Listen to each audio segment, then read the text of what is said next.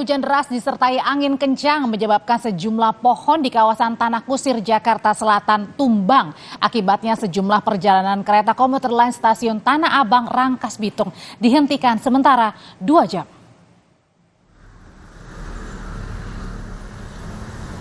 Akibat pohon tumbang di kawasan Tanah Kusir, Jakarta Selatan yang menimpa salah satu kereta, mengakibatkan perjalanan komuter lain dari arah Tanah Abang ke Serpong terganggu. Kejadian terjadi sekitar pukul 6 sore.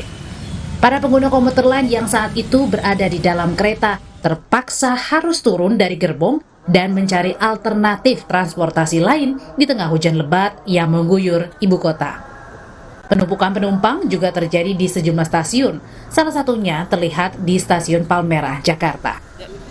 Pemberangkatan kereta dari 17.50 dari Tanah Abang. Dari Tanah Abang. Iya. Terus terhentinya di mana tadi, di sini? Di Palmerah. Di Palmerah. Tadi sudah diberitahu nggak alasannya kenapa berhenti? Ada gangguan pohon tumbang. Dampak dari pohon tumbang, perjalanan komuter lain dari Tanah Abang ke arah Serpong dan arah sebaliknya terhenti selama 2 jam.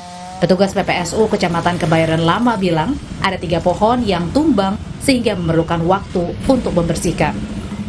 Banyak pohon, tidak makan juga banyak pohon. Ada 2 pohon tumbang, 3.